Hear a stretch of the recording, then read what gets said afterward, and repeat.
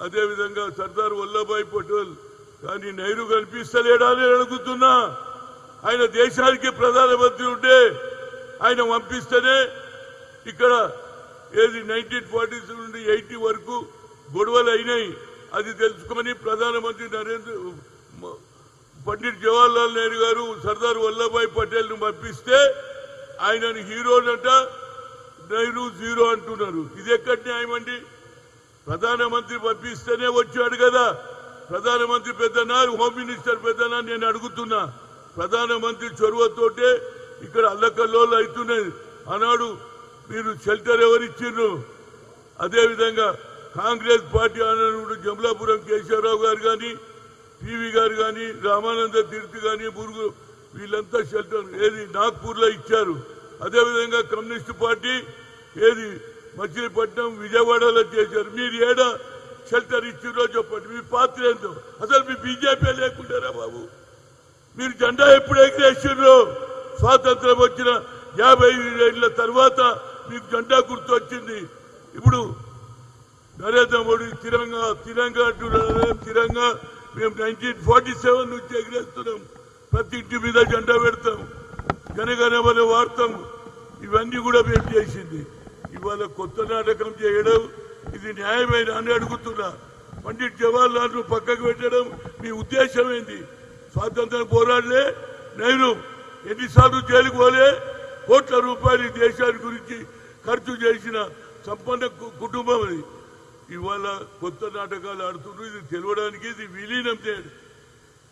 సామంత రాజులందరూ కూడా భారతదేశంలో విలీనమైండ్రు. అదేవిధంగా ఎవరు మన ఏదైతే నిజాం కూడా ఇలా విలీనం అయిండు తప్పితే దాన్ని ఒక ఆసరా తీసుకొని నెహ్రూను కించపరచడానికి ప్రయత్నం చేస్తున్నారు. అదేవిధంగా ఇవాళ అంటున్నారు నరేంద్ర మోడీ ఏదైతే ఆయన పోయిండు కదా ఎక్కడ మణిపూర్ పోయిండు. 2 ఏళ్ల తర్వాత ఆయన గుర్తొచ్చింది. 2 ఏళ్ల దానిక ఏం కలవలే, అల్లకల్లోలమైంది. కొన్ని వందల మంది చనిపోతే ఇవాళ పోయి అన్ని కొత్త మాటలు చెప్తున్నాడు. ఏంటంటే పాక్ ఉగ్రవాదులకు కాంగ్రెస్ దండు. మేమెందుకు ఉగ్రవాదులు బాబు?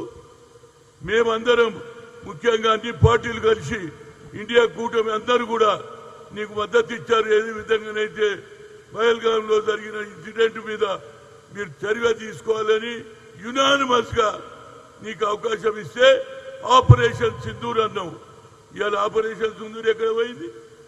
ఇంకా వాళ్ళ కుటుంబ సభ్యులు ఇంకా ఏది జరిగిన సంఘటన, భర్త చనిపోయిందను, తమ్ముడు చనిపోయిందను, వాళ్ళందరూ బాధపడుతుంటే ఇవాళ నువ్వు ఇవాళ ఎవరికి సాయం చేస్తున్నావు? పాకిస్తాన్ టీం ఆడాలనా? పాకిస్తాన్ ఇవాళ ఏం చేస్తుందని అడుగుతున్నా. పాకిస్తాన్ వాళ్లకు ఉగ్రవాదులను మేం చేస్తలేము. ఉగ్రవాదులను ఎంకరేజ్ నువ్వే చేస్తున్నావు. ఇవాళ మేము ఉగ్రవాదులకు మొదటి నుంచే ఉగ్రవాదుల వల్ల మా ఇందిరాగాంధీ చనిపోయింది, రాజీవ్ గాంధీ చనిపోయాడు. మేము ఉగ్రవాదులకు ఎందుకు సపోర్ట్ చేస్తాం? ఇది కొత్త నాటకం. అదేవిధంగా ఇవాళ తప్పనిసరిగా మన రాష్ట్రంలో విలీనం అంటే సామంత రాజులు ఆనాడు 47లో అందరూ సరెండర్ అయినా నిజాం సరెండర్ కాలేదు. తర్వాత నెహ్రూ గారు సర్దార్ వల్లభాయ్ పటేల్ ను పంపిస్తేనే ఆయన ఇక్కడికి వచ్చి సిచ్యువేషన్ న్యూట్రల్ చేశాడు. దానికి నువ్వు లిబరలైజేషన్ అని మీటింగ్ పెట్టి మీ పాత్ర ఏదో ఒక దగ్గర చూపించమని చెప్తున్నా. మీ బొమ్మలు వేసుకోవడం కాదు. నెహ్రూ బొమ్మ ఎందుకైనా నేను అడుగుతున్నా. నెహ్రూ ఏం తప్పు చేశాడు? దేశానికి స్వాతంత్రం తేవడం తప్ప, జైలుకు పోవడం తప్ప, కోట్ల రూపాయలు వాళ్ళ ధనిక కుటుంబంలో ఉన్న డబ్బంతా దేశ స్వాతంత్రం గురించి ఖర్చు చేసినటువంటి కుటుంబాన్ని మీరు అవమానం చేస్తారా నేను అడుగుతున్నా.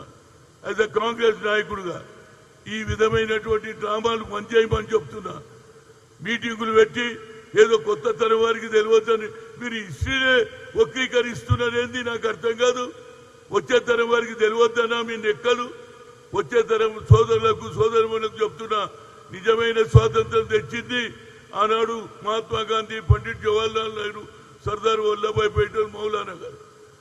మీకు ఎందుకు దగ్గర అయిందే?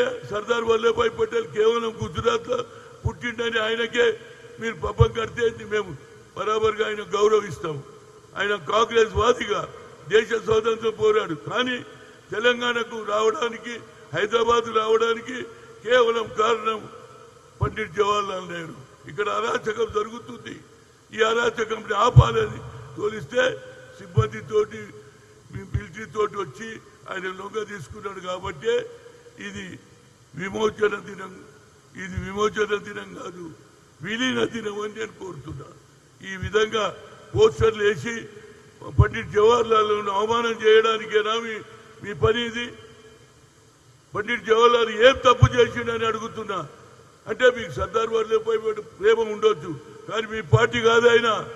కాంగ్రెస్ పార్టీలో ఉండి మహాత్మా గాంధీ వెంబడి, నెహ్రూ వెంబడి, మౌలానా వెంబడి ఆయన కూడా పనిచేసిండు. కాబట్టి మేము తప్పనిసరిగా ఆయన గౌరవిస్తాం. కానీ పండిట్ జవహర్లాల్ నెహ్రూకు అవమానం జరిగితే మేము ఊరుకోమండి. ఏం తప్పు చేసిండు మా నెహ్రూ అని నేను అడుగుతున్నా. నెహ్రూను పక్కకు పెట్టాలని మీ ఆలోచన. అదేవిధంగా మీరు ఇవాళ ఎన్నో కార్యక్రమాలు చేస్తున్నారు. 2 ఏళ్ల నుంచి మీరు ఎందుకోలేదు మణిపూర్? ఆడ ఎంతో మంది చచ్చిపోయినప్పుడు కనిపించలేదా? ఇవాళ ఉగ్రవాదులను మేము ఎంకరేజ్ చేస్తున్నాం. ఇవాళ నీ పాకిస్తాన్ మ్యాచ్ ఆడకుంటే ఏమవుతుంటే వాళ్ళు మనల్ని చంపుతారు. వాళ్ళు ఇంకా కూడా వాళ్ళ ఆలోచనలో మార్పు రాలేదు. మేము ఉగ్రవాదం తగ్గిస్తాం, భారతదేశం మా మిత్రులు, మా అన్నదమ్ములు అని అన్న రోజు నువ్వు మ్యాచ్ ఆడిపియాలి. అంతేగాని నువ్వు మ్యాచ్లు పెట్టి మీ డబ్బుల గురించి మీ ఆలోచన ఇంకా మీద మాకంటే ఎక్కువ ఉగ్రవాదులను ఎంకరేజ్ చేసేది ఇవాళ ఎవరు? మీరే. జరిగి ఇంకా ఆపరేషన్ సింధూర్ జరిగే ఎన్ని రోజులైందే? అప్పుడే మీకు మ్యాచ్ అవసరమా? ఇలా వాళ్ళ పిల్లలు ఎవరైతే పహల్గామ్లో జరిగినటువంటి ఫ్యామిలీ మెంబర్స్ కూడా స్టేట్మెంట్ ఇచ్చారు. చూడండి, ఇక్కడ నేను చదువుతా. పాకిస్తాన్ క్రికెట్ మ్యాచ్ ఆడడం ఏంటి, ఆపరేషన్ సింధూర్ ఉదా అయినట్టు అని వాళ్ళ కుటుంబ సభ్యులు ఏడ్చుకుంటా స్టేట్మెంట్ ఇచ్చారు. వాళ్ళ గాయాలు ఇంకా పూర్తి కానిలే. నువ్వు మ్యాచ్ ఆడిపిస్తే ఎట్లా చెప్పండి? ఉగ్రవాదాన్ని మీరు ఎంకరేజ్ చేస్తున్నా లేకుంటే మేము ఎంకరేజ్ చేస్తున్నా? అదే మా రాహుల్ గాంధీ మొదటి నుంచి కూడా అడుగుతున్నాడు, ఏమని న్యాయం జరగాలి, పాకిస్తాన్ వ్యతిరేకంగా మాట్లాడుతున్నాడు.